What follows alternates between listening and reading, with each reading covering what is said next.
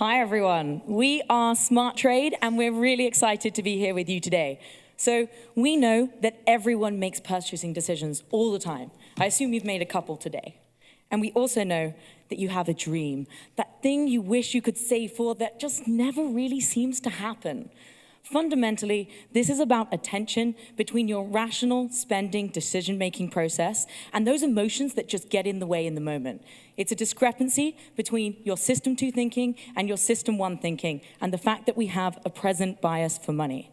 Now, we wanted to dig into this a little bit further and understand what the emotions were that really linked to our spending trade-offs. So we went out and asked a whole lot of people what the emotions are that cause them to spend.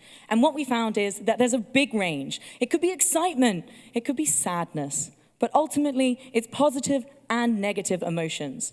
It's not about the particular emotion in any way, shape, or form. What surprised us is that it's the intensity of the emotion that really matters. So with this in mind, we want to introduce to you SMRTRADE.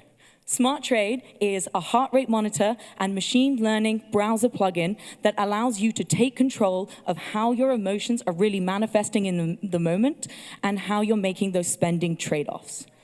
But to bring it to life, can I walk you through SMRTRADE? So we start by making you aware of our product and getting you to download it and install it into your browser. After that, we get you to link it to your wearable. So in this instance, the wearable then monitors your heart rate and pushes that information through to an app, which is where we're codifying the peaks in emotional intensity. After that, we use the cloud to push that information through to your browser plugin. To finish our setup, we then get you back in order to set up your incentive. Now, we know that people are much more effective at saving when they have a specific goal in mind. For me, that's Cuba. I really, really want to go to Cuba. But instead, I seem to have this wardrobe full of clothes that I never wear. That doesn't make any sense. So I can set up to say, I want to have that flight with Air Canada. After everything's set up, it just sits dormant in the background and doesn't do anything until I click on my e-commerce platform. At this point, we start sending API calls through to our partner, Limbic AI, and we're able to utilize their algorithm to understand where the peaks are in your emotional intensity. So they've told us it's really easy to spot emotional intensity based on the heart rate. And once we know you're feeling really emotional, we start to send you nudges. Now, these are just to remind you, hey, you might be feeling a bit emotional right now. Maybe think through some of those trade-offs that you're making. And this is also where our machine learning comes in. So the color of those nudges and the text itself will be updating and evolving to match the impact that is going to be the most impressive for you. After that, you can ignore all the advice that SMRTRADE has given. That's completely within your right. But if you're still feeling highly, highly emotional when you hit that checkout button, you get put through to our cool-off page. This is a pause moment.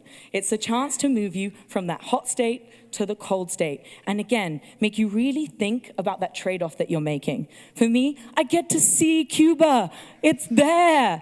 And I'm told that if I save now, I'm going to be 5% closer to that dream that I really want to make happen. But it's not intrusive. This caps at 3 minutes, and the length of the pause is correlated to be based on the intensity of your emotion and the amount that you're about to spend. After this, it's your decision. You can choose to continue with the purchase, or you can choose to leave the site. Whatever you decide, you're going to see this screen because that's going to have been the right trade-off for you.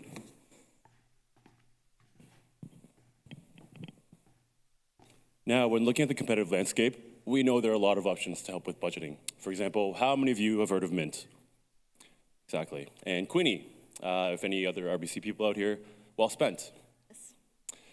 But we go a step further. We focus on what you desire, because as humans, we suffer from opportunity cost neglect. SMRTRADE shows you that opportunity cost with tangible, realistic goals. We are responsive, and we offer personalized incentives. And we are proactive, not reactive. Now, who does SMRTRADE cater to? So we looked at the overall customer lifetime from the student all the way to the retiree, and we realized that SMRTRADE benefits you at all stages of life. Whether that's Rachel's trade-off for Cuba, Sunil's trade-off for his MBA tuition, or Shane's trade-off for his engagement ring. Our sweet spot, though, is the student. Why? Because with tech trends, the student is a group that is aware and technology is the default in the life of a student. Additionally, in that age bracket with little to no income, it's important for the student to understand savings and long-term goals. And to acquire students, we have a cost of $7 and a lifetime value of $120. Now, how do we get to our sweet spot? We funnel down. We start with, in Canada, about 1 million students have wearables. Half of them are not actively saving, and 80% of that number shop online. Now, with this in mind, and after speaking with our target market, we are offering a subscription-based revenue model. Our price points reflect the value of SMRTRADE. That $3.99 a month, translating to $48 a year, is minuscule compared to what Shane will save for his engagement ring. And trust me, I've seen the rings he's looked at. Thank you. So how are we going to go to the market? We're going to acquire customers by referrals, loyalty programs, and partnerships. We're going to have an online and an offline marketing plan. We're also going to have experience zones in universities, eventually going downtown where we can actually interact with professionals. How it looks like is in year one, we were actually going to pilot the platform. We're going to go out and test this, get some feedback. So whatever we do, we are going to make it very, very customer-centric and personalized. We will also introduce referral discounts, as I mentioned, which will basically exponentially grow our consumer base and make SMRTRADE really, really attractive for our partner with companies like Air Canada and IKEA. We will expand to professionals and also have trade partnerships and wearables by year 3, which is basically saying you can buy a Fitbit with a preloaded SMRTRADE, and you can actually save the value of the Fitbit by using SMRTRADE for yourself. We also expect to go to the US by year 3. Our smart traders grows by over 5 times by year 3. Our revenue hits almost $15 million, and our gross profit is 12 times of what we see in year 1. I honestly had to wait a long time to save for my MBA. I wish I had SMRTRADE. We have showed you the numbers. We have showed you everything. We honestly want to ask you, what's your trade-off? Thank you.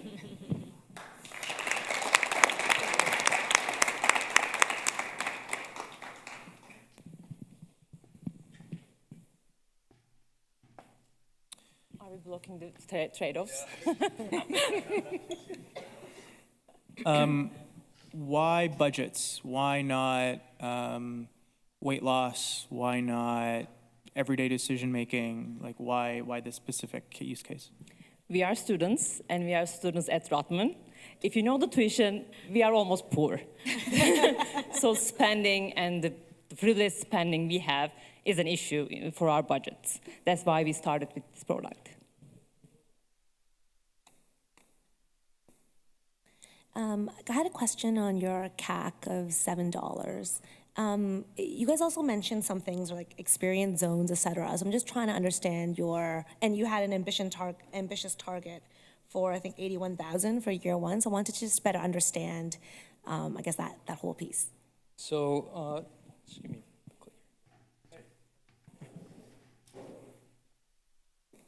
So, the 81,000 comes from 20% penetration rate within the student market. We know that's a high penetration rate, but we feel with a focused marketing campaign directly to students, which we estimated to be approximately $1 million, which you see at the bottom right there. We're mainly targeting students initially, and we feel that that 20% rate is enough to get that 81,000. From there, we got 50%. We feel that 50% of our users will be paying customers, so the students will be part of our $3.99 revenue service rate. Okay, thank you. Just a follow-up question to that. So is it I guess, have you looked at the lifetime value of the customer, in this case, the student? I mean, once you're done your MBA, if you go in traditional fields, you'll make relatively good wages or salaries, and the budget issue is no longer an issue. So then would you not lose those individuals as customers?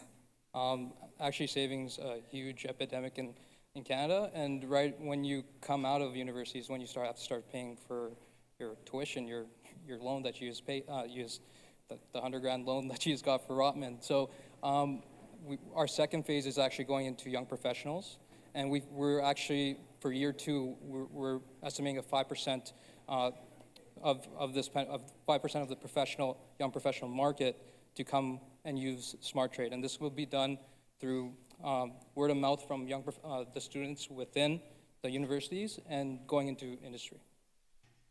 So is it correct to, I'm just trying to read in between the lines what you've told me. Is it correct to assume that your assumption is that once they are engaged with this service that you're offering, that they will be lifelong customers because they have other budgeting issues that they want to use this app for? Okay. We feel that with this, so when we did the prototyping stage, most of our respondents said that they would want to use this app as for long-term goals. So we assumed for that the average goal would be approximately a year or two, and based on the success of their goals, we're assuming that they're going to use it for a longer period of time. But taking that in mind, we estimated the lifetime value of a customer to be 2 years, and we feel that's conservative given what we have here.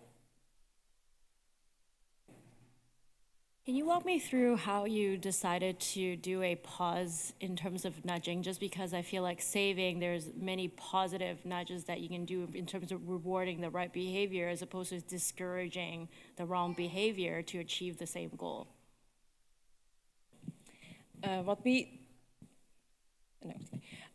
During our interviews, we see that people in those states, hot state we call them, they are like really quick. They can ignore everything we put in front of them. Even if they are funny, they catch their attention, but they might not stop the behavior they want to stop. In that moment, we see that if we help them just take a minute, remind them the goal they have in mind, that's when we can capture their attention, help them reconsider that decision, and take them from their hot state to the cold state when the rational decision actually happens. That's why we have the cool-off page. A little over a minute left. I think this is really great. I got to be honest. But how are you hold on to this? How do you hold? Is there a patent, or how does not Fitbit just take this from you? How do you hang on to this? Actually, we might be interested if the price is good. We think that the product has a great potential. Our estimations are actually, as Shane said, are conservative. And Kevin already said that we have a target audience in every stage of their lifetime. So we believe that by partnering with our AI partner, Limbic, we can set a great start for this venture. And we also mentioned we will have partnerships with different companies. We were thinking more on the line like airfares or IKEA, where you want to take a trip or decorate your apartment. But after a while, we might even consider partnering with Amazon, because that's where the most spending occurs nowadays. And that might be a great exit strategy for us. Thank you very much, SMRTRADE.